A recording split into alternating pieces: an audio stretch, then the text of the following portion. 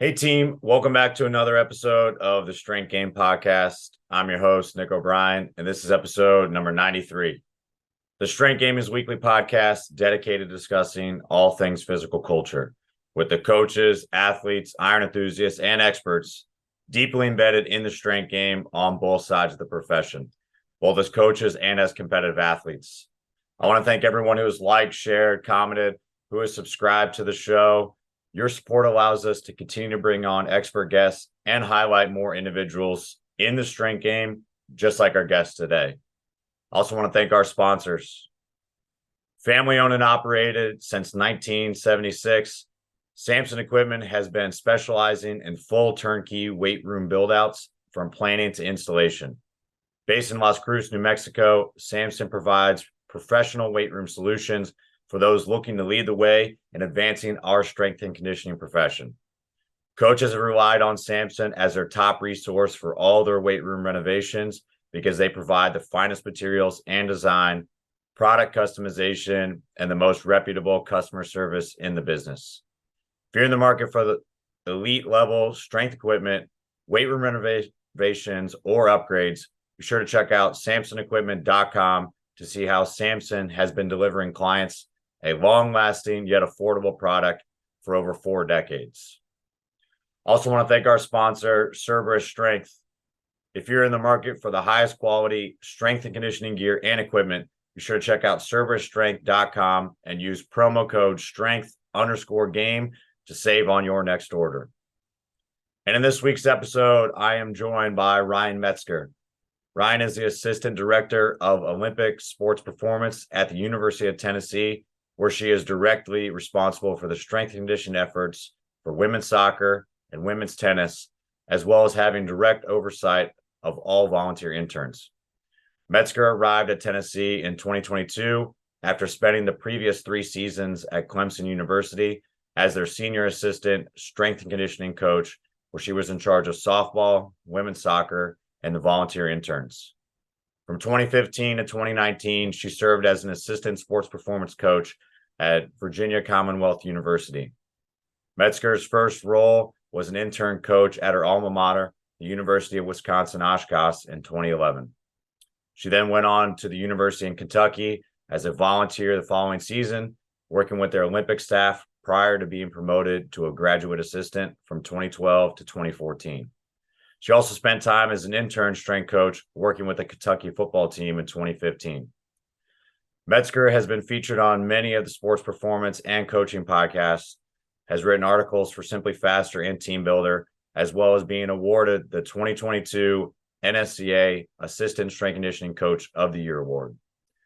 A former gymnast at the University of Wisconsin-Oshkosh, Metzger continued to stay competitive in athletics following her collegiate career, competing in Olympic weightlifting. She's been competing on the national stage since 2012 and has earned a handful of national medals, with her best competition finish at the 2018 American Opens final, earning second in the snatch and third in total, as well as most recently taking bronze in the 49 kilo class at the 2023 Senior National Championships. She has competed as a 53 kilo, 55 kilo, and now in the 49 kilo class. She frequently ranks among the top 5 in the nation for her respective weight class. I'm excited to have her on the show today. So with all that said, let's get in the game with Coach Ryan Metzger.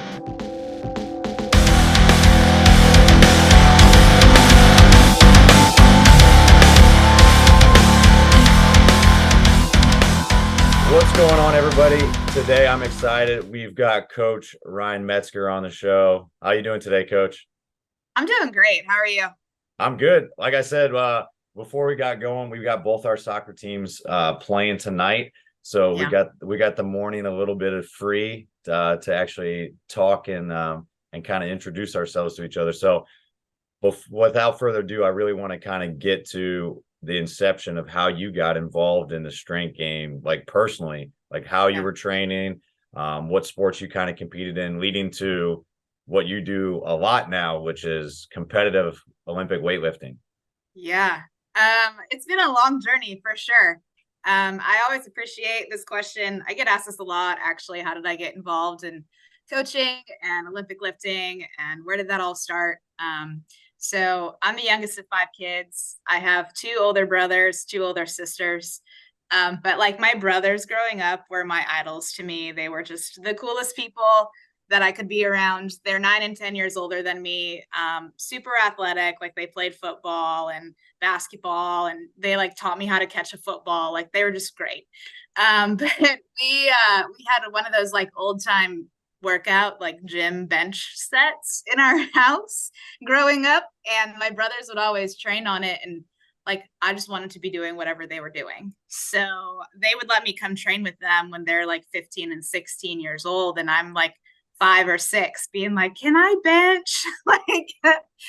So they would let me work out with them. That's really kind of where that started as far as, the introduction to weights and to a barbell. But the one story that stands out in particular is my brother pulled out all of the weights onto our patio, and he's like, come here, let me show you what I learned to do. And I don't know, I remember if he did a clean and jerk. I don't remember if he snatched. Somehow that bar went from the ground to overhead. And like me as a really young kid, I was like, that was so cool. And I just remember that memory just sticking out. And I always go back to that anytime I lift or I coach. And so I think that's really where a lot of it started. My parents were really athletic as well. So my mom was a gymnast growing up. My dad played baseball and he lifted, and I know that he did martial arts and all of that stuff. So I think my family was pretty athletic to begin, and my mom taught me a lot about gymnastics. And so by the time that I was, 5, 6, 7, like my mom could still do flips and do all this stuff. So she would show it to me, and then I would like try to go do it. And that's how I started in gymnastics. I did that all the way through college. So about 17 years of my life, I was a gymnast, competitive, on and off, going to clubs, high school, college, all of that stuff. I had a small little stint of track. I pole vaulted in high school, which I don't really talk about a lot because it's not a huge piece of my life, but I do still go back to that from time to time. And that's always a fun story about how I learned how to pole vault. But basically, all of that really led me to weightlifting because when I got to college, we had a strength and conditioning coach at Wisconsin-Oshkosh. His name's Steve Brown. He's still there, and he was great. He introduced us into Olympic lifting and, how weightlifting could supplement our sport of gymnastics. And we kind of got away from Olympic lifting about my sophomore year. And then I had to do an internship because I was a kinesiology major with a strength and conditioning minor. Had to do an internship, and I went down to the University of Kentucky, and they're extremely Olympic based in that program. The first couple of weeks, you just spend learning how to Olympic lift, the technique behind it. How do you cue? How do you do it in a group? So that was really eye-opening for me because I actually got to learn ins and outs of lifting. And then at the end of my time there, they were like, hey, we've got a GA position coming open. We think maybe you'd be a great candidate for it. But, one of the stipulations is we want this person to compete in Olympic weightlifting. Would you be open to it? And I was like, yeah, if it gets me the GA spot and I can stay here and coach, I will totally compete in Olympic lifting.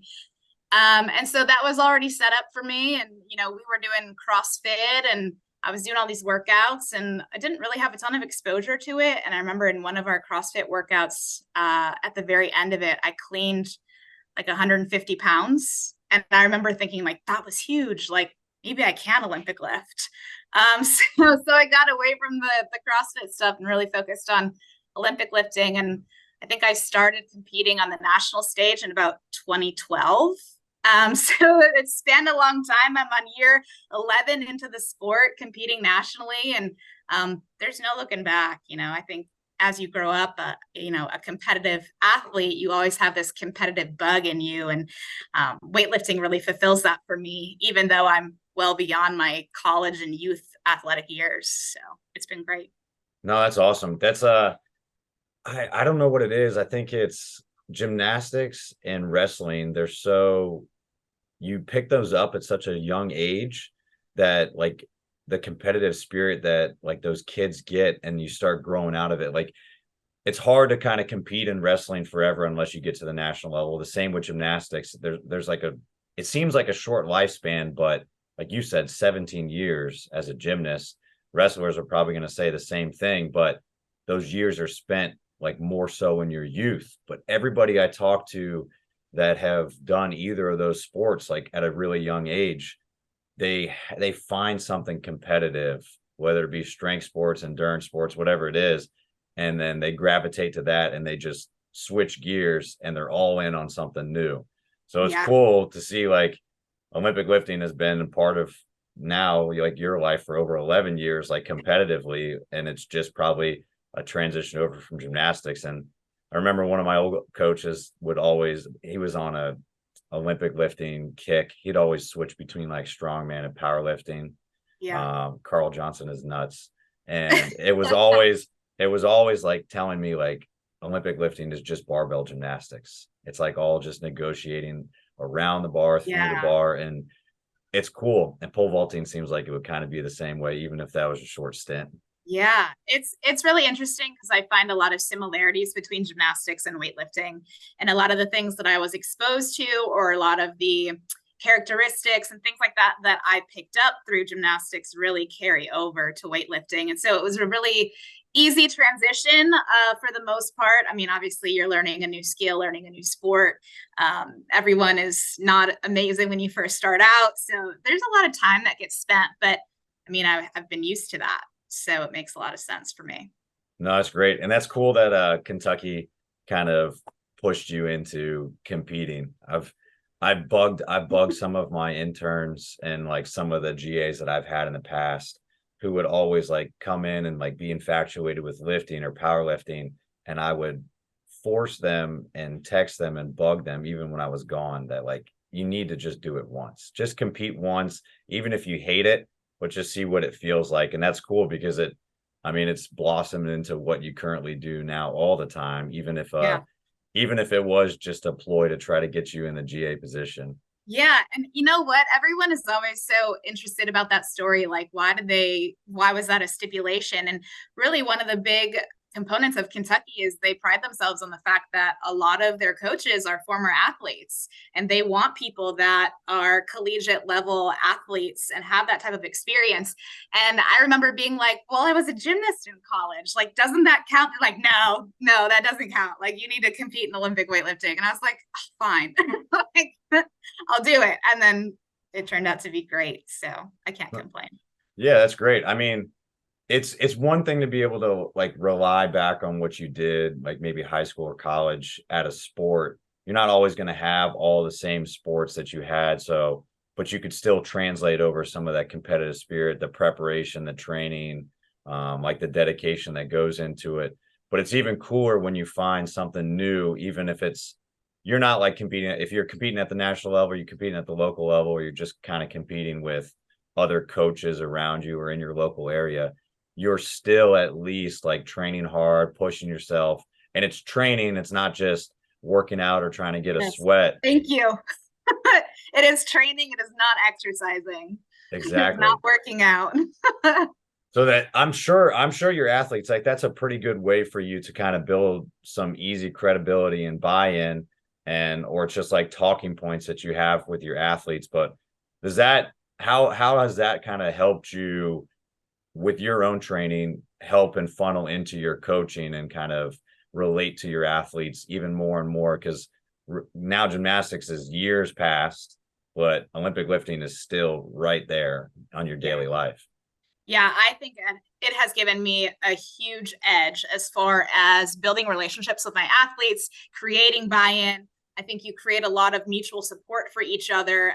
It's been so influential as far as that side of coaching and strength and conditioning is concerned, because a lot of I don't know if I want to say a lot of, but there are not very many collegiate strength and conditioning coaches that compete at a high level and still do their job at a very high level. And so I think the fact that I can relate back to my athletes in that way helps me a ton. But I think the fact that the athletes can then say that about their coach, I is cool to them too, because they'll ask me all the time. They're like, when's your next competition? Or how do we watch? How much did you lift today? What did you train? Like, they want to know these things. And a lot of times when I'm going through warm-ups with them, or, you know, in the weight room with them, I'll demonstrate movements and do stuff. And I'm like, oh man, I'm sore today. They're like, yeah, me too. Like, and so we can relate back on that level. And I think that they just appreciate that I'm active and they know that I'm active. And so I'm not just sitting there being like, yeah, go run. And then I'm like taking a seat out on in the field, right? Like, they know that I'm doing stuff. And I think it really just gives a great edge for me as a coach to understand them better as well. Yeah, it's hard because we're gonna stay in the profession forever. And every time athletes come in, if you're working in the collegiate setting, they're roughly the same age.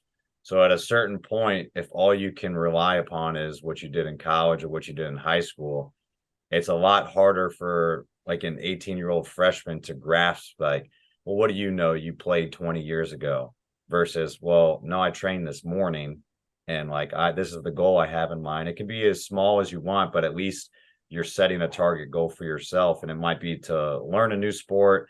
It might be to just work on mobility stuff, but it's all kind of feeds back into what the athletes are doing. I guess like relating to them by feeling it is super big, I think, too, because that they're not going to understand like the physiology so much. They're not going to really understand the positions that they understand. Like I'm sore. This is what it should feel like. This is what it, some of them can see like this is what it should look like, but the feeling and the emotion they get behind it, that somehow resonates with them a lot more. So if you're doing it constantly, like that's an easy barrier. You're speaking their language. Absolutely. And anytime that you can speak an athlete's language, you automatically create trust and buy-in with them. So I think that that's super important. And it's helped me understand, you know, how to program things and why these things don't work well together or why these things do work well together. And the other thing about it is just, for me, my athletes push me to continue to compete. One big important thing for me as far as being a coach is, you know, I work with only women as far as my athlete population is concerned, because I have women's soccer and I have women's tennis.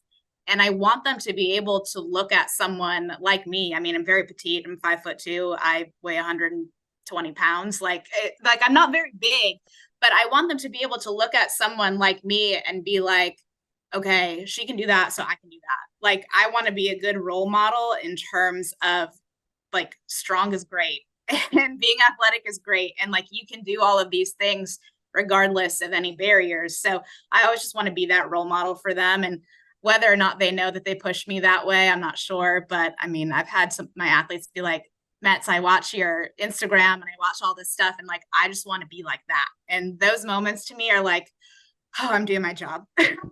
Like, this makes it all worth it. No, that's great. That's one big thing. And like, I hope the push for more like staffing at any level for coaching starts to increase more and more, because it's important to have for some of those female sports, especially in college where you're dominated by as many like more female sports just by Title IX, and like football, baseball, men's lacrosse, wrestling, those teams carry more rosters. So it's less teams, but it's more on those roster versus female teams like volleyball, tennises, golfs. Like as soon as you start going to rowing, indoor, beach volleyball, that's more teams and more opportunities they're going to work with coaches. But if you don't really have a female coach on staff, you don't really have that role model outside of maybe what your head coach is. You kind of lose that, especially in a small staff where they're working with like 10 teams. Like I'm sure Oshkosh was the same way. Like I know when I was at a D3 school at Salisbury, that was the same way. I'm sitting there with 4 or 5 teams, and you kind of just get what you get, even if it's to look over and see another female coach working with someone else. They might open up conversations that you might not be able to have with them, vice versa. Yeah, absolutely. I hope that it's a good thing for them to have me here, but in my eyes, like I always just try to be a really strong role model for them, because these are really great years that they spend in college and really memorable, but also really impressionable. And I just hope that, you know, I'm positive as far as that influence is concerned. So. No, that's great. So I guess talking about it, like competing, like obviously being at an SEC program, like being at a high level of college sports, but then also competing on the national stage. Like, do you have any like tricks or tips? How have you been able to? Because I don't say balance because it never works out. The scale always tips one way or another. How do you kind of juggle those things or like use time management to kind of put your training in there? Because you're on the road with teams too. Yeah. Well, okay. So I appreciate the fact that you hate the word balance because I hate like, oh, work-life balance. No, that means both are at zero. Like that is what that means to me. There has to be some give and take and some sacrifice. And I think a lot of times people see that, you know, I work in the SEC and I've got a really great career and I've had some awesome accomplishments, but also athletically, I've been able to accomplish a lot too. And I do get praised for both of those, but people are like, how do you do that? And it's like, what people are not seeing is like, I woke up this morning at 5:45. I woke up yesterday at 5:45. I'm not going to get home tonight until 10 p.m. The reason behind that, like, you know, I've got work this morning. I'm going to train in the middle of the day and then I'm going to go to the soccer game tonight. But I really have to manage my time well because there are so many things that I do throughout the day, but also how do I manage my own life on top of that? And so again, what people aren't seeing is like, finished my workout last night and didn't get home till 7 p.m. That's because I trained at 5:30 after soccer was done training. Or, you know, I go in the middle of the day and go do my grocery shopping because that's the time that I have available to go do it. And so I think you just have to be really smart about how you structure your time, especially as a strength and conditioning coach yourself, because you wear so many hats and you have to balance so many athletes. But when you try to do that on top of your own accomplishments, it makes it that much more tricky. But it's forced me to have a lot of structure and a lot of routine with certain things. And then also, I do have to be agile in my scheduling as well. Because if an athlete is like, well, I have class at this time, I can't come in. Can I come in at this time? And I'm like, okay, yeah. And in my head, I'm like, well, then I won't go home to let my dog out until this time, which means my training won't be until this. Like, I'm constantly going through that flow just to make sure that I can get everything in that I need to get in on that day. So it's a lot of planning, to be completely honest. And it's a lot of early mornings and long days and late nights and things that you don't think about. Like, you know, our days don't go from 9 to 5. We all know that. And days like today, it'll go from 5:45 until 10, and that's okay. Yeah, it happens. It somehow works itself out at the end. But yeah, if you've got multiple kind of competing goals, luckily, like you've got access to the weight room and you're right in there too, which takes out a little bit of that extra travel out, unless you're going to lift with a team, which makes it a little more tricky too. Yeah, being schedule savvy and being able to switch stuff. That's how I always think. I was like, where's my next meal? Like if this person comes in, where does training get bumped to? Like how much setup time? Like you're constantly thinking about that. I don't do what admin does and say, oh, here's my whole calendar of meetings for the day. Because as soon as they have access to that, you're in trouble. Right. And it's interesting that you say the access to the weight room too, because just to add another fun component to all of it, I don't usually train here. I do go out and train at another facility because I want access to my coach. So I have a weightlifting coach and I want to be in front of him lifting. And if I want to get better, like I need his eyes on me. And so to add to it, like, yeah, maybe I'll hit my strength stuff here in the weight room, but anytime I Olympic lift, like I try my best to go travel to him so that part gets better. No, that's great. I mean, I've always found that too, because it's everybody that's on the outside, like a lot of people that I compete with in like Highland Games or Strongman, they always kind of say, and most of them have 9 to 5, like general jobs, like desk work, or they're construction workers or something like that. They're like, it must be super nice to have the weight room right outside your office. I was like, it seems convenient, but sometimes conveniency is bad. And also that's my work environment. So as soon as I step out onto the floor, which is everyone else's office, and I want to train, guess how many people are talking to you? Guess how many, we talked about like the agile scheduling, like every makeup lift is coming in. Other coaches want to come in because it's still work there. I like to get back out. That's why my garage gym is mine. It's perfect away Yes. from everybody else, but you need a kind of oasis. If you can hit some accessory stuff and things in the gym, like at work, great. But then your main focus stuff, get away. Yeah, I was going to say, you need to get out. I mean, strength coaches are in the weight room for so long every day. And the minute that you decide to go train is the minute that there's 20 questions about anything and everything throughout the day. So I really do enjoy being able to train somewhere else because that's my time to like turn off. Exactly. No, that's great. But I know that kind of brought up a good point too, because I've talked to a lot of people that compete at a high level or are still competing at a strength sport or endurance sport after kind of their collegiate careers.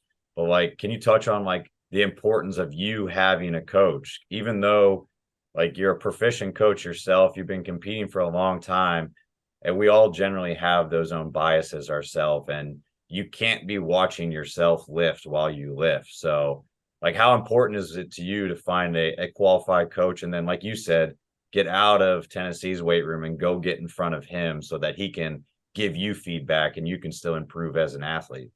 Yeah, I think there's so many benefits. If you want to be someone that competes at a high level, I think you need to outsource that. Even if you are a really great strength and conditioning coach, you understand programming like backward, forward, all the things. If you program for yourself, you're naturally going to be biased and you're not going to program things that you hate, or you're going to be like, oh, I don't need to do that today, or I'm going to train it this way. Like, it's a really easy way to give yourself excuses or an out. If I have a coach that's giving me a program, it's like I'm the athlete now and they're hearing it from me. These are the things they have to do. And so I'm hearing it from my coach, like, hey, this is your workout today. And you know, there's a lot of accountability there. And that's basically what I need from my coach is I need accountability because can I do these things? Yes, I've done it for a very, very long time. But like you said, as far as the little tweaks in your technique or whatever it may be, I can't watch myself constantly. I can't record and break things down or see stuff a certain way.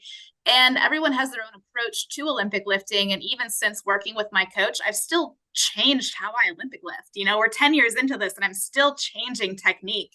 And so it's super important to me to have someone else to just watch you as you go through the programming stuff, talk through things with.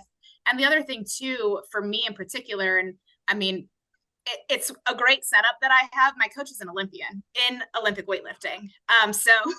So there's really no one better that I could go to. And so I think if you have aspirations to compete at a high level, nationally, internationally, like if you want to be that Olympian, you have to find people that have already done it and pave the way because they're going to be able to help you navigate a lot of that as well. And so that's why my coach, Wes Kitts, I don't know if you're familiar, but Yeah, that's why, I mean, he's so great in helping navigate a lot of that stuff too. So even though I've known the sport for so long, like he understands the ins and outs of everything else along the way that doesn't have to do with lifting the barbell. And so whatever our goals are, I feel very confident that he can help me get to that. that's great. Yeah, no, Wes is big time too. So that's awesome to have as a coach and a resource too, because yeah, he's kind of that next stage too. If you're going to try to push past nationals and start getting towards international stage, like he's been in those positions. And as anybody that's followed Olympics or Olympic weightlifting too, and like Pan American Games and stuff, it's super hard to get past, like, and just get out of the country. There's such limited spots, even like there's not even one for every weight class, how we're able to send people. So if you can find someone that has been in that place, been in that and experienced those things, that's a great resource to have. So that's cool. Yeah. And the other benefit too is like the fact that he's still competing, like he's pushing to make the Olympics for 2024 in Paris. And he's in a really, really great spot. But the fact that he's still doing that means that he's still training and intensely training, which means that the environment that I get to be in is that much better than me lifting by myself. And so I think that that's another benefit. If you do have a coach or you have a team or whatever it may be, like the environment is not recreatable in the weight room by yourself. You have to go to that, and that's going to push you too. So that's a super important piece of it for me.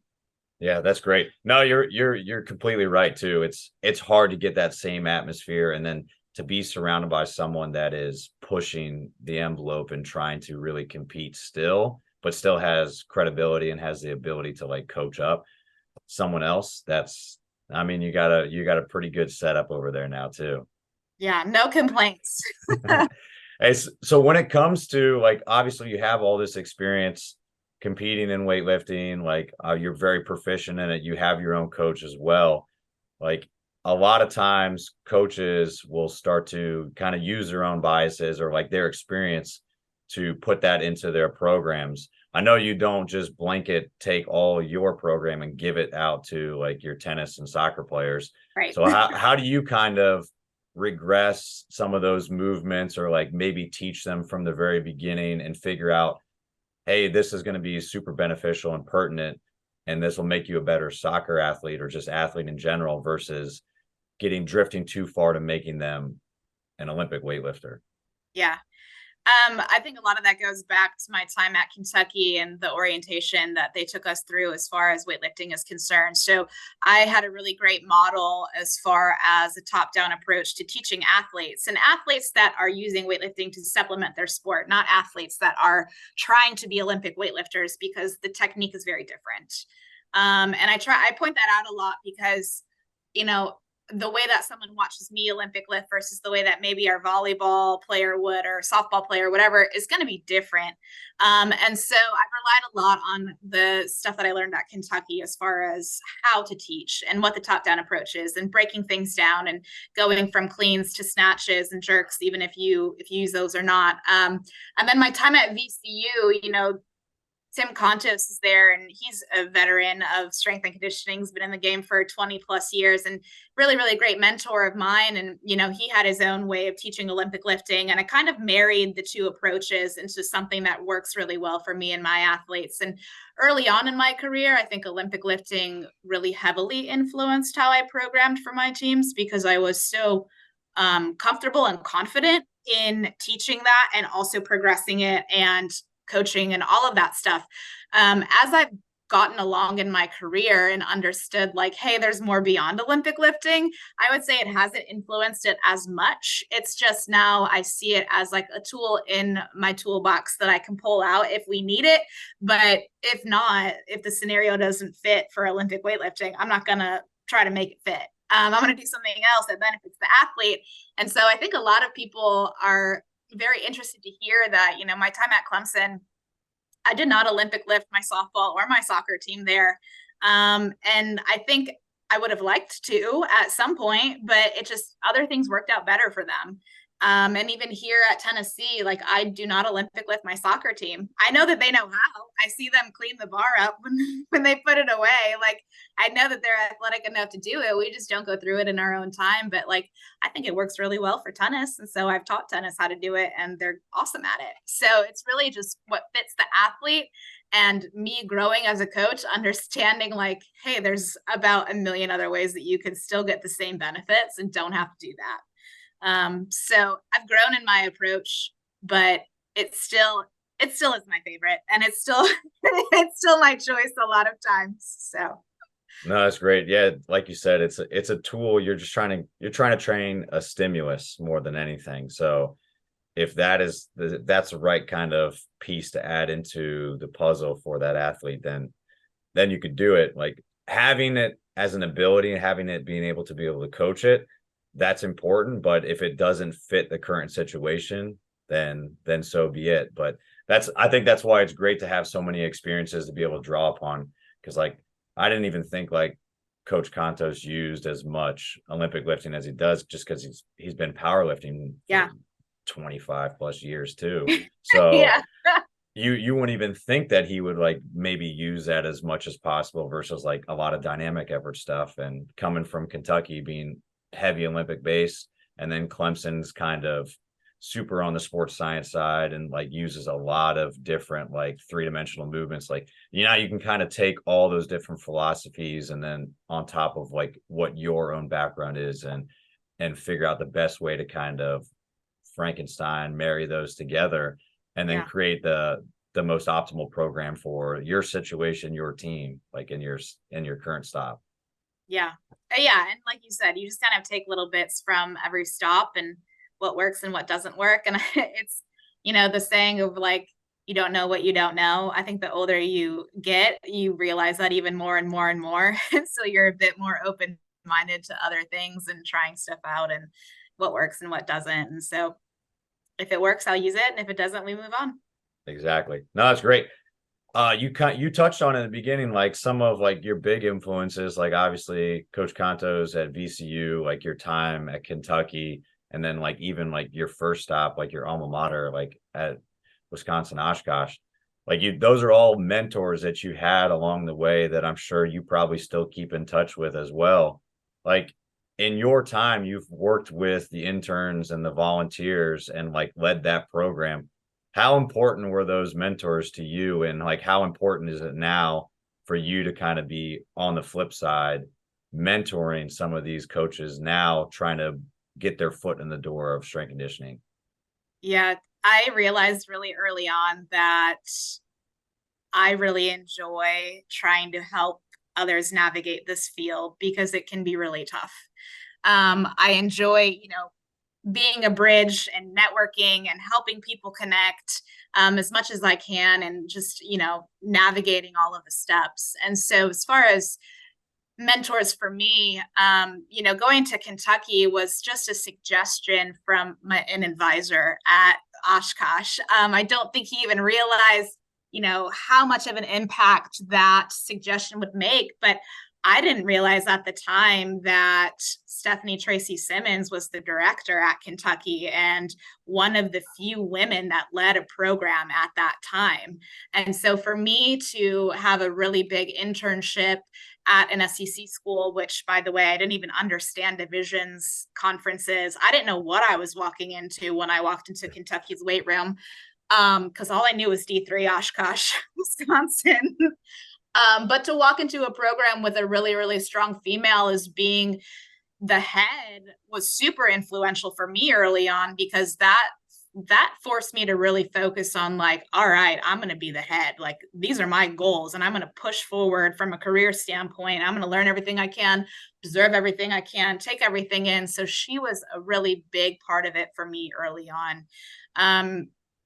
Obviously Coach Brown at Oshkosh, like he was so great and he helped me understand how to really get my foot in the door, like, again, I was a gymnast and I'm trying to teach football players how to like train in the weight room. And I'm like, they're not listening to me, Coach Brown. What do I do? He goes, go train, show them that you know what you're doing.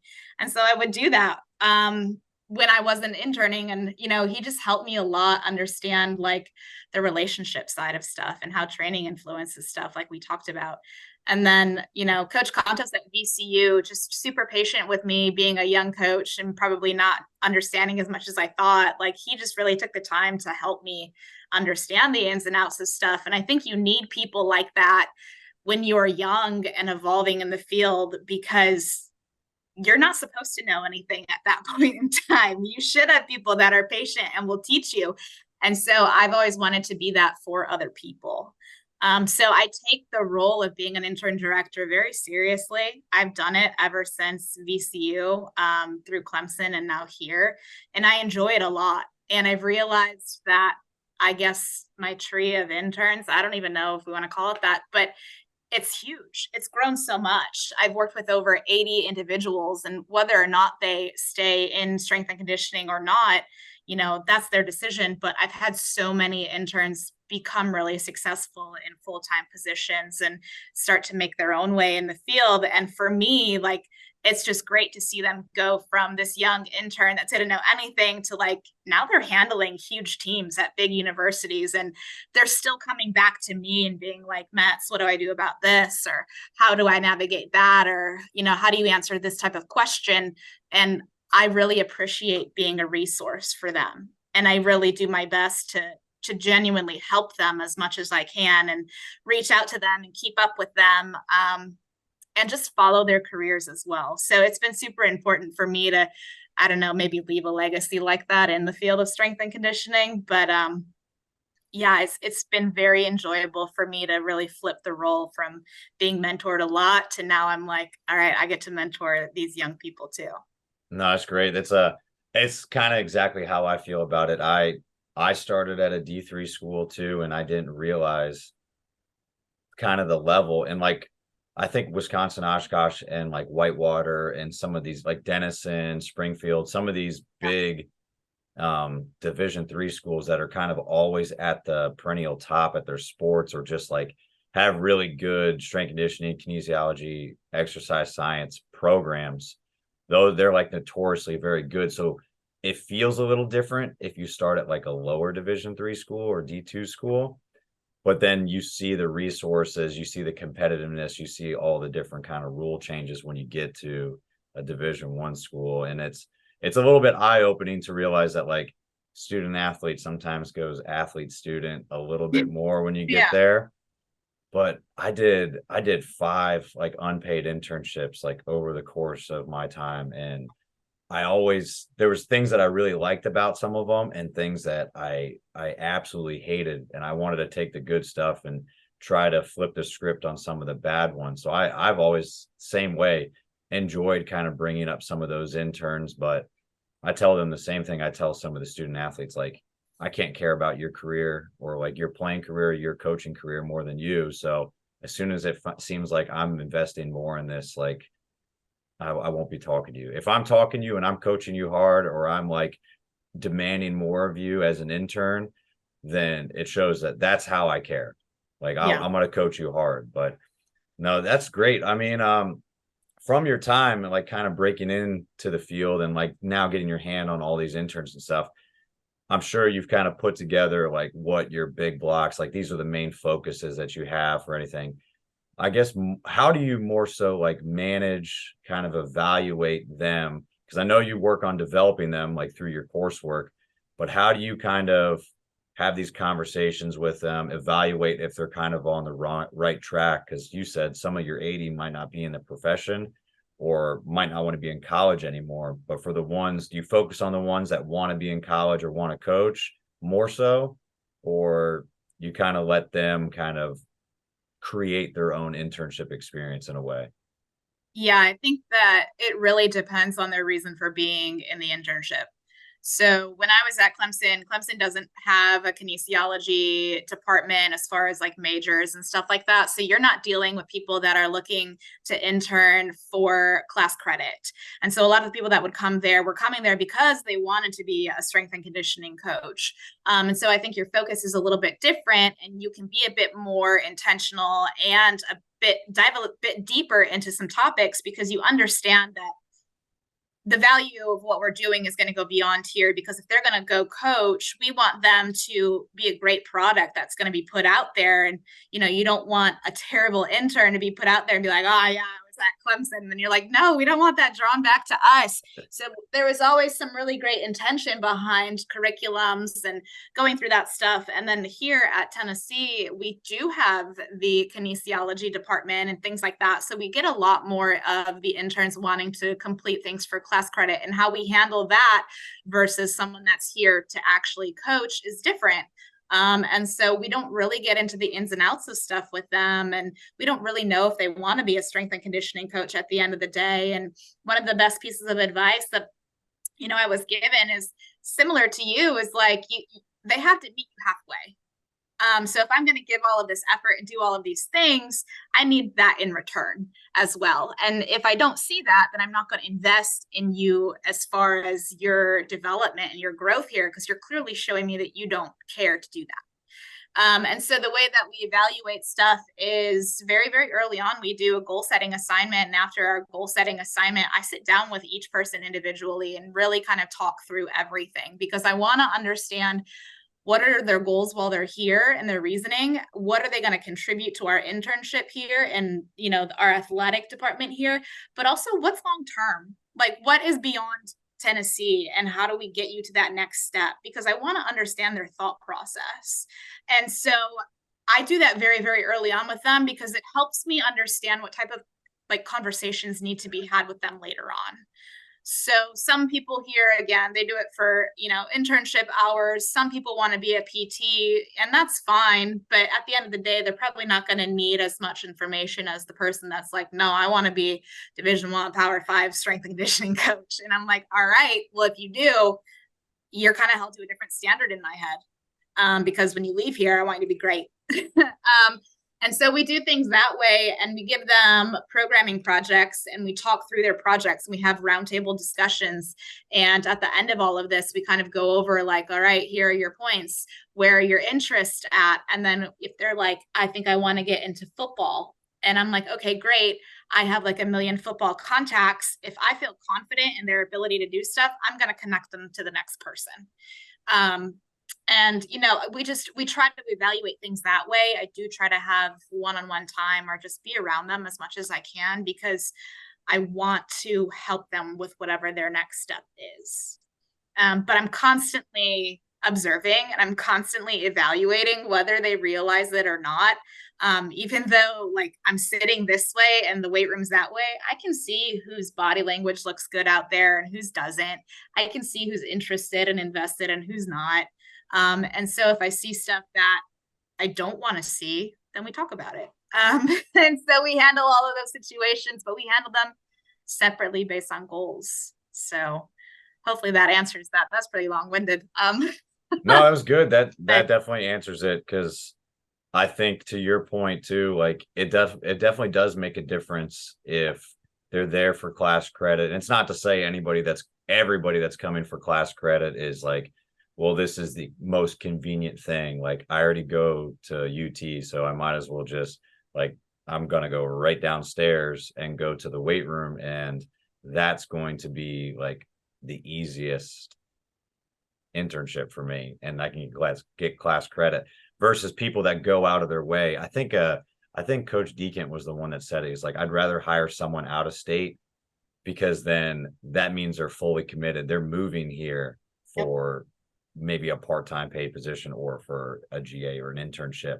That shows a little bit more. It's not always the case, but it shows a little bit more that like they're fully invested like in this career to actually relocate to be here.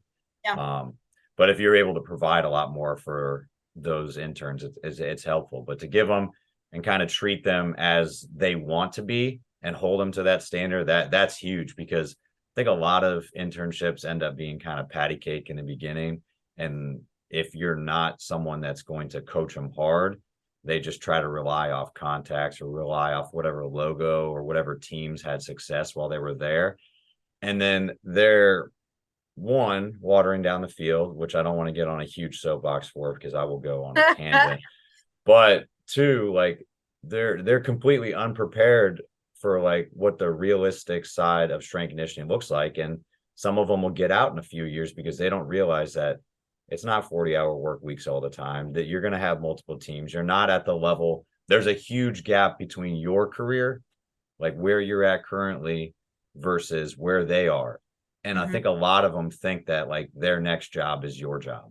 Right. And that is not the case. Right. And you know what? I talk about the journey to my interns a lot, because they're always like, oh, you got asked to be on a podcast, or you got asked to write this thing, or you got this. And I said, that is like years of working constantly. I said, I just want you guys to know that like, that just doesn't happen. You don't like finish grad school and then it's like, you got 20 emails about, all right, now let's be on the podcast. Like there's work to be done and you guys aren't there yet. Right. So I do try to remind them of that. Like, I think, again, it goes back to, they see these accomplishments, but it's like, you didn't see all of the work that I had to do to get here. So. Exactly. Yeah. That overnight success was 20 years in the making, just for it to kind of blossom and you be able to see the fruition of all that work. So yeah, it's a hard reality for some of them too, because some of them see it as super daunting. Like, oh, now I have to kind of slave away at the bottom and not get paid. And like, sometimes some luck definitely plays a part in it. when you have this career, but two, like setting yourself up in those positions and being prepared for the job when you have an interview or something becomes available. Like that is something that you can control. You can't control if you get hired by someone, but you can definitely interview real well. You can perfect that. You can start networking more and do your own thing on the side so that you're a coach and you're capable of that position when your time kind of gets called. Yeah, absolutely. And you know what? I offer all of that stuff to our interns. I'm like, hey, do you want to do a mock interview? Do you want to do this? Do you want to do this? Let's send me your resume. And the ones that actually do that, like everyone's like, yeah, yeah, yeah. But the ones that actually do that are the ones that are getting the jobs and doing the things because they want to take the extra step to do it. So we offer a lot of stuff for them. And it's just a matter of like, are you taking advantage? Yeah, there needs to be some follow through. And I think you said it best too, like meeting them where they're at. If they're not willing to do that, and if you present all these opportunities for them to do extra, like realize that that's bolstering your resume, even if it's not words on your resume, it's experience that you can actually do the job when it's your time, and you earn those responsibilities and extra kind of roles that come on the internship, because I guarantee all your interns are not created equal. And like, as much as you don't want to say it, there's probably some favorites that are actually a little bit better at coaches and get more responsibilities than others. So like with that in mind too, is there anything that like maybe is a red flag when it comes to getting interns in, or something that like is for potential interns coming in that is makes them stand out above all others? Yeah, I mean, on paper, a couple of things that I look for when I do look for applicants. And again, this goes back to what I learned at Kentucky. I do look for people that have collegiate athletic experience. So if you were an athlete in college, I think that's a super plus.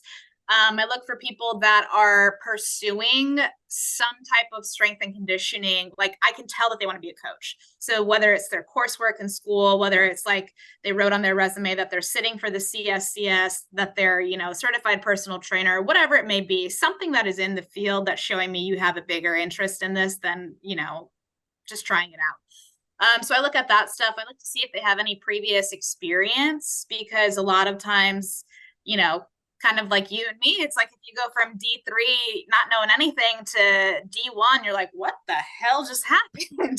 Like, wait a minute. And so I don't always want this to be their first experience. So if they do have a little bit of exposure in the D1 setting prior, like that's again a huge plus.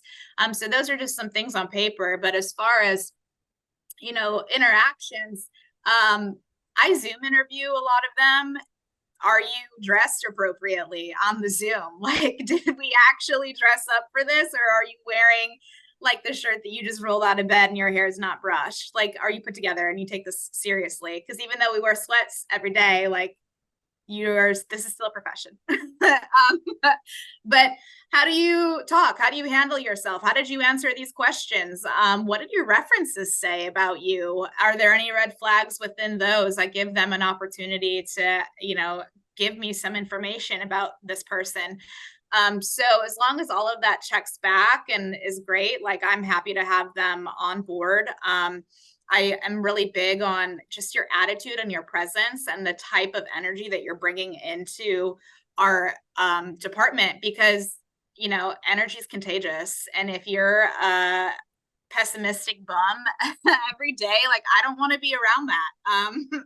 So people that are just, you don't have to necessarily be outgoing, but I mean, just have a positive outlook on stuff and be personable and have the ability to kind of go with the flow a little bit. And I need someone that can read some social situations and maybe have a little bit of an emotional IQ. And I feel like that's a lot of stuff wrapped into one, but that's all of the makings in my head that make a really good strength and conditioning coach. You have to be such a dynamic personality.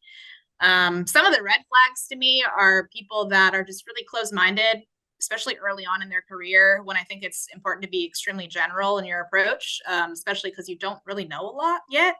So people that are very close to maybe how we do things or our philosophy, or people that constantly are like, well, we do this, we do this, we do, and they're constantly referring to their previous internship. It's like, yeah, but that's not here.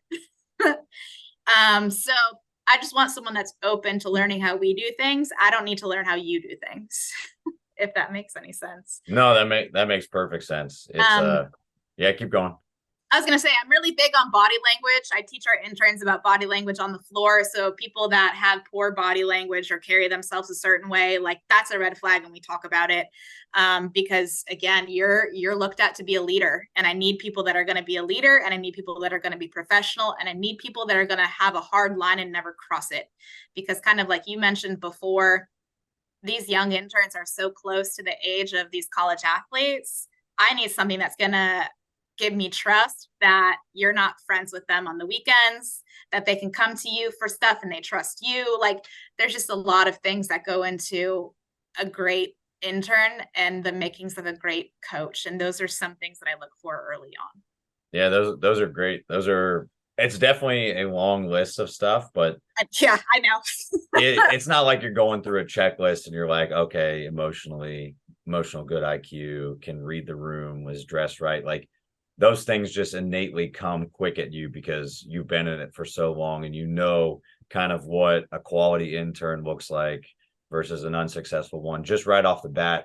Learning their personality and kind of understanding their goals and aspirations, that'll kind of come too, because anybody can want to be the number one strength coach at a Power 5 school or work at the professional level. But if your work ethic and like your determination and discipline doesn't match that, you're not going to really see that until they get there into the first like couple weeks. And then even the couple first weeks, like anybody can fake it for a little bit. It's like, can you do it for the whole semester, the whole year? Like, is this truly who you are?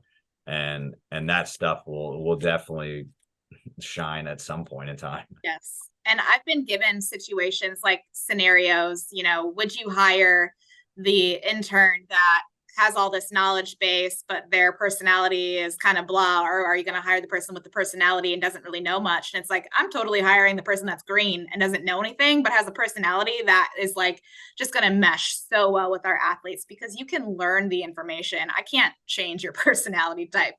So I'm always going with someone that's just going to be a great fit for our program and really kind of show some of those intangibles, because you can't teach it. Exactly. Yeah. I mean, if you have that and you kind of have a higher ceiling than someone else, that's great. And then honestly, the biggest thing you can be besides like personable and be just like kind of a good human and be able to read the room is just be a chameleon in everything. Just be open-minded, be able to adapt, because who knows what you're going to do as an intern. But it sounds like you guys, like you yourself, have it pretty structured out and you individualize it, and based off what they're doing out on the floor and the feedback that they want to give, like you're able to kind of morph that process a little bit more to be unique to what they want to do. So no, that's pretty cool. That's how it kind of goes out. When it comes to like you yourself, like you're still like you're in the mentorship process, but if you're still talking to some of your past mentors or even seeking out new ones, what do you kind of look for in a person? Like you've got your own coach with West Kids, like you've got your director at Tennessee as well. You've got other coaches that you've been with in the past too. But is there any like intangible things that is important for an intern looking for in a mentor? And then like maybe if that matches up with what you kind of look for in a mentor as well? Yeah, that's a really great question. Kind of like I mentioned before, I think it was just luck that I got connected with Coach Tracy, because she had so many qualities just as a strength and conditioning coach that I looked up to and I wanted. And I can still see a lot of her in how I do things. Super organized, very intelligent. Again, we would talk a lot about non-negotiables and don't ever cross that. So just very professional in how she carried herself and navigated the field. And she works within administration now at Kentucky. And so it's great to have a mentor that's actually been in the field doing the stuff that I'm doing, but now she's navigating the administrative side. And it's like, if I ever wanted to pursue that, like, I think she would also be a great mentor in that regard. So, just every mentor that I've had is very different. I can't say that I'm seeking out new ones per se, but I always have, my network of people that I always go to. Tim Contos, he helped me a ton as far as understanding the training process. And with his background of powerlifting, I thought that was such a great complement to my Olympic lifting, and just the way that he carried himself at work. And even if he was angry, you wouldn't know it. If he was angry at you, you wouldn't know it. Just very, again, patient and deliberate and intentional about how he speaks and handles situations. And so I think that those are really great traits. Another person that I haven't even mentioned yet, and it was just a short stint, but Corey Edmond with Kentucky football is someone that I look to a lot as well, because he taught me a lot as far as not really labeling yourself. I think a lot of people get caught up as like, well, I'm a strength and conditioning coach. It's like, okay, well, if you get fired tomorrow, what are you? Like, who are you beyond this job? And he helped me a lot to understand like who I am as a person. And so again, finding a mentor that values you beyond what you bring to the table in a coaching setting, but what do you bring as an individual? He helped me really understand that. And he helped me understand how to navigate, working with 100 football guys and doing it in a way that they respect you and they come to you for, questions and technical cues and things like that. And so that was super helpful. Yeah. And Dan here, he's so great. I don't know if you've had any interactions with Dan, but we always joke around that he was born with the happy gene. That man is never upset or in a bad mood ever. And to be a director at this level and just really keep your cool at all times, like, that's so great. So as far as a mentor and people looking out for them, I think you want people that are going to value and help you develop the individual side of you beyond the coaching part of it. But for me, I'm never one to sugarcoat stuff. I'm very forward. I want people to tell me, like, if that was good, if that was bad, I need to know. And so I think also having a mentor that's going to shoot you straight and tell you, like, that was really good, or like, no, that was terrible. We need to go through that again. I think that is going to help with growth more so than anything else, especially because in this field, you do have to have really tough skin if you want to be successful. So. No, that's great. Yeah, I think tough skin is super important. I'm pretty blunt too, and I think I have definitely scared off some interns probably. When I first started, I don't know if I still do it. Most of the ones that were my interns or GAs before still talk to me currently. So the ones that are not in the profession or out of it, yeah, they probably say some different things about my conversations with them. But I thought everybody that was doing an internship was there to be a coach. So if I didn't think that you were there to be a coach, then you kind of heard from me about it. But it's great to have mentors that, I mean, obviously you've built relationships over the years. You've kept in contact with yours as well, too. Like it wasn't just formed overnight. So them providing you feedback and understanding that, like, hey, you're completely invested in this profession too. And if you're reaching out to me, like this is the information I can provide you. And they're cool. It's cool because they're a few steps ahead as well. Like administratively, you can learn from them. Powerlifting, you can learn from Coach Contos. Like you use your network and your tree to your advantage because they're all kind of experts in different realms. And then that's kind of what makes up what you do now. I mean, right. being like involved in like the young part of the profession, like with the interns, and then kind of drawing back on your experience, because we kind of started at pretty much the same time and did so many internships and been around so many different places. Have you noticed anything different from like the time we started as interns versus the interns that are now coming in that's just completely different? Because I think you said one of them. I just think that most of the interns that come in don't understand like tough skin and don't understand the profession and how blunt people can be. Is there anything else that like maybe you have to change the way you talk to some of these young coaches about, or that has kind of become the trend now? Yeah. So I think one of the biggest things that's changed over the years is just the fact that now programs are extremely competitive. People are applying to multiple, and now the intern or the potential intern is the one choosing where they want to go instead of the program choosing them. I'm like, what is going on? Like, I'm getting turned down for internships because you're going somewhere else. It's like this is a recruiting trip for an athlete.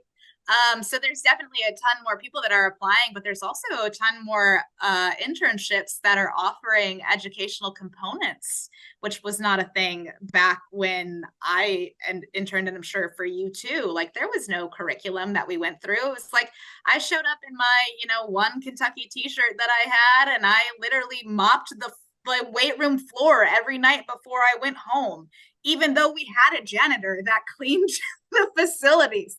But it's like you were doing all of the things that is like the nitty gritty of strength and conditioning. I literally, every plate is always put away. The floor is always clean. Like, we had a checklist of stuff. There was no like, hey, read this book. We're going to go through this. So it was a lot of learning on your own, going to conferences, figuring out ways to financially afford that stuff, networking, get your name out. And now it's like, I'm finding that I'm doing the networking for my interns myself. Like, I don't know if they're doing it, but I'm always like, hey guys, we're hopping on a Zoom with Duke. Hey, we're hopping on a Zoom with Virginia Tech. Like, let's get going. We're doing these things. And so it's almost like a lot of their responsibility has been taken off of them for their own growth and development. And what I've noticed is, like, unless you give them stuff, they're not really coming to me with questions about other things. But like, I had to have a question every day by the end of the day of something I wanted to know during my internship. So I feel like a lot of the information is just being fed to them, and there's not really, it's rare to see the desire for them to step out of that box. And for them to understand, like, they get a whole entire gear package the day they show up. I got like one shirt because I wore an orange shirt to a Kentucky weight room. They're like, don't wear that ever again. Here's blue. So like, the times have changed.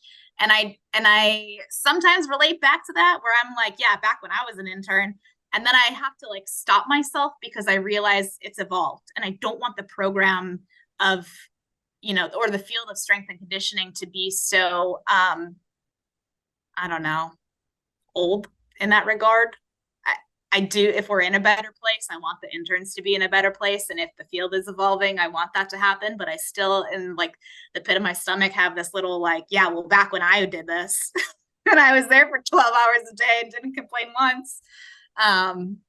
It's very different. Like, even their scheduling, I'm like mindful of, okay, well, I don't want you to come in 5 days a week at 6, where it was like, nope, I woke up every day at 4:45. Didn't matter. Oh yeah. I remember those days. Yeah. So just very like cognizant of all these things, because you don't ever want, too much work or complain about this, or I don't know, a little less tough, maybe. Right. Is that rough to say? I don't know. No, I would agree. I mean, that's a good point too. Like, you want some of the characteristics, you want them to kind of go through maybe simulated versions, or at least appreciate the stuff, because even before us, like, it was even more difficult. Like, there was people that paved the way to get to where we are, and then we're kind of paving the way for the next group. And it's still, I know Coach Mack talks about it all the time, it's still a super young profession, and we're still kind of in the first 100 years of it, like the infancy. There's so many different things that could happen. There's so many ways that it could go, that you don't want to stagnate everything by just make them do exactly what we did, because we'll repeat the process for another 10, 20 years. So, but you also don't want them to like come in and not have questions. I know exactly what you mean. Like, I tell the athletes to be proactive and like understand what's next on your card, like what we're doing that day, kind of schedule, look ahead of time. We're playing in 2 days. This is what we're going to do 2 days out. Like, I'm asking them to do it, but then I look at the interns and they're like just sitting in the office on their phone, and they're not asking questions. They're not lifting. They're not doing anything. It's like, I have to tell you every single thing to do. It's like, yeah, I used to get told what I was not allowed to do. I was at Georgetown and I was like not allowed to look at the basketball guys for like the first 2 months when they were lifting. And like our desks were on the weight room floor. I was like, all right, I'll just look down. They're like, just read this. Don't look at them. I was like, all right. Yeah. And Yeah. way different. I find that I take responsibility for them not knowing stuff more often than when I was an intern. If I didn't know something, that was put on me because I didn't take the initiative to ask the question or to know the thing or to think the 3 steps ahead or whatever it was. But now I find I don't see that a lot in interns where they were like, oh, I did not ask. That's my fault. Where it's like, oh, sorry, guys, I forgot to tell you. Like Right. it's kind of reversed a little bit. Where I wish that there was still some of that, like, no, you're here early because you didn't ask, or like, nope, this happened, and that's on you. Right. Maybe we need a little bit more of that because that'll cut down on so many people. The barrier of entry seems a little bit too light now to get into the profession because I've seen people that have gotten internships at other like big schools, and you don't know what every program does when it like you can write on it like I interned at Tennessee, you can write on it I interned at whatever Power Five school you want to say, but everybody's experience and their abilities that they get coming out of it is vastly different. But if you just line up their resumes side by side, they look the same. Yeah. It's hard to evaluate like a potential coach coming into the profession just based off of maybe a 30 or an hour minute phone call or Zoom interview. It's difficult. You don't really know what you're getting until you get in. And I think that's why, unfortunately, for people that are trying to get jobs, like you have to market yourself a lot more outside of just what you do in your weight room. Because if people don't know who you are, it's people are less tentative, like they're tentative, they're less likely to take a chance on someone that they have no connections between their two networks. Right. So, and because I think I've only got one job on or two based off of like no connection, or three. Yeah, three, like no connections at all, but two of them were internships. And I was like back in the day sending out DVDs. So that's how old I am, sending Yeah. out DVDs of like me coaching. It was not good. And I told those guys to destroy them because I don't want to see those ever again. But it's a completely different profession now. And I think you're right. Interns need to be a little bit more proactive, and we need to put a little bit more stress on them because I don't think they're prepared for what they're going to get when they get into like a real job. Yeah, very true. Nice. Well, hey, for yourself, are there any, like outside of your mentors and everything, are there any other like resources you kind of like lean on when you're trying to kind of improve internship program, improve your weightlifting, or like, is there anything that like is your go-to network for like outside of people that you try to get for broadening yourself? Yeah. So this is the question that I was like, I'm not gonna have a great answer, but I'm gonna be honest. This this answer has actually taken me out of an interview process before. They didn't like my answer. So it's been good. No, I like really heavily rely on my network, actually a lot. And the reason behind that is because I feel like I've made so many great connections with people that if I have a soccer question, I can literally ask it at the highest level of someone, and I don't have to shoot off an email and be like, hi, I'm Ryan Metzger from Tennessee and I work with soccer. I can literally look at my phone and be like, all right, I need to call up this person, shoot him a text. Hey, are you free for a phone call? Because I've got this question. And I can do that with literally anything, catapult, soccer, football, like anything that I want. I've built up such a great network that I can just call somebody. And that is really what I do. And that's my default. If I don't have that, you can't see all of the books that I have the way that you can see all the books that you have, but I do have a ton of resources that I do go to, and a few that I'm like constantly going through just because they relate better to my sport. But I'm not one that like looks up people. I like look up things a lot when I'm curious about things. I'm like, I need to know why this is going on, or I'm curious about this, or I want to know about this. Like, so I don't have like a person on hand where I'm like, go follow XYZ. Like, I don't know. No, that's fine. I mean, for you, it's like go to the resource, like go to the number one resource, like go to the root of the problem, or it's not a bad thing to rely heavily on your network because you've built such a long lasting relationship with them that you trust them. You've gotten to a point in the career where essentially they were like, you've got to where they were at the time that they were your mentor. So Yeah. now it's different because even though you still see them as a mentor and they might see you as a mentee, I think more so than ever, like it's peer to peer. So Yeah. it opens up the conversation a little bit more versus like you're probing for like a question. And it's hard when you pose a question to someone, whether it's like sports science or coaching or whatever, you still have to kind of get through that awkward stage of like feeling each other out and a little bit of small talk because essentially you're asking something of them. And unless they're really narcissistic and like to just talk about themselves all the time, like you're consuming and they're just providing it, it doesn't go back and forth. And I like the conversations that are mutually beneficial and go back and forth. And that happens from a mentor mentee sometimes. And now that you're at the same stage in your career as they were, it's peer to peer. So it's a good thing to have those people in your life. Absolutely. And just to give like a really simple example, and I talk about this a lot, my first time interning and being around coaching in Division I athletics was in 2011. So we're 12 years into this. And just to give perspective, like I have the least amount of experience of anyone on staff that's at Tennessee right now.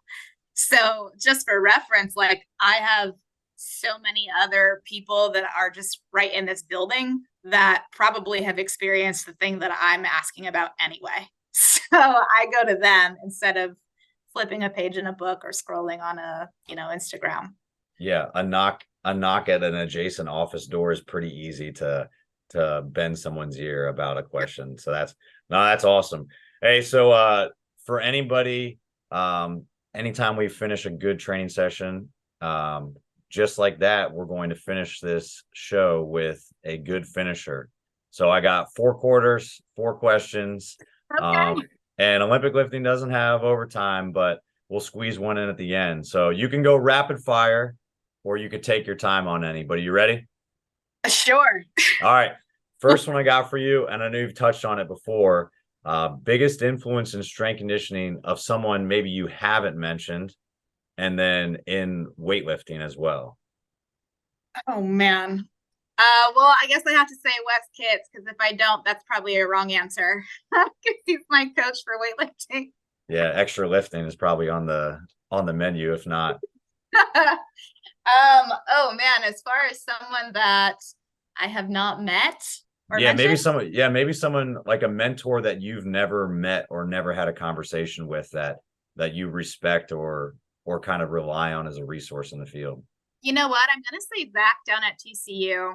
I've never had a conversation with him and I've never met him, but I see his content and like his logic makes total sense to me. And I'm like, oh yeah, this is great. And super helpful for, I have tennis, which is rotational, but I used to have softball. And so a lot of his thoughts just really help a lot with the rotational side of stuff that I need figured out.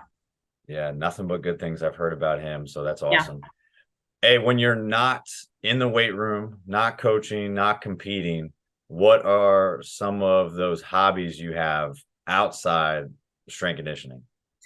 Okay, so I have an 85-pound pit bull. So I like to hang out with him. His name's Rocco. He's great. You know what? I'm cutting right now. So as far as eating, I'm very structured, but when I'm not, I love to cook. Grew up in an Italian household, so we love to cook. And then this one's probably going to kill people, but I just need to shut my brain off. I love a good reality show TV. Like just sit in front of the TV and watch something that makes no sense at all. Easy. Yeah, you can kind of just zone out for those. Yeah. Well, this kind of makes perfect sense then because you like cooking.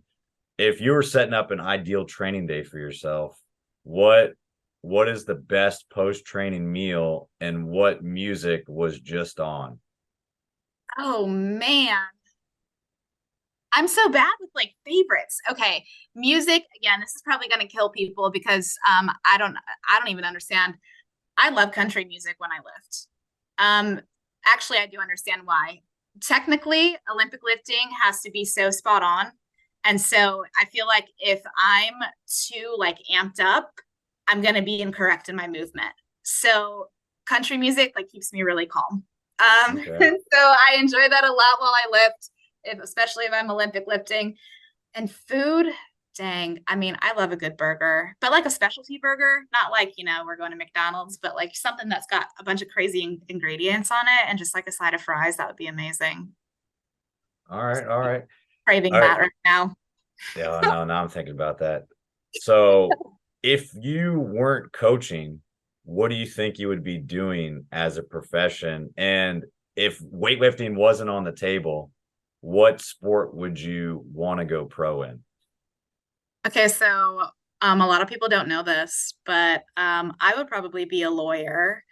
And there was actually a point in my career where I was like, I don't think coaching is for me. So I started studying to take the LSAT and to get into law school.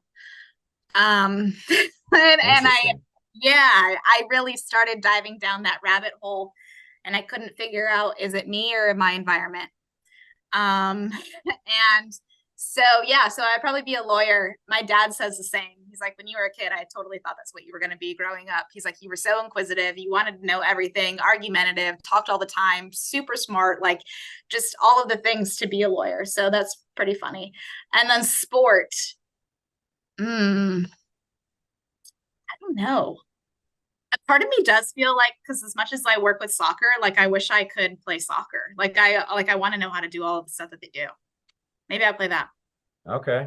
All right. So last one I got for you for overtime. Either favorite under the bar memory or favorite coaching memory you've had thus far. Um, so I don't know if you can see this, but there's a picture of me in Orlando, Florida on my wall, and 91 kilos is on the bar. So that's about 200 pounds. I was not super great of a lifter, not very developed at that time as far as competing and all of that stuff. And um, that was the last lift of the session. So I got to close out the session at American Open finals. I had never cleaned it before in my life. And I actually ended up cleaning 200 and I just missed the jerk.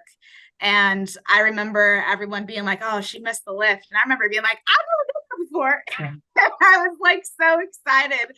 I didn't even care that I missed it. Like I got to close the session. I got to get a PR on a national stage.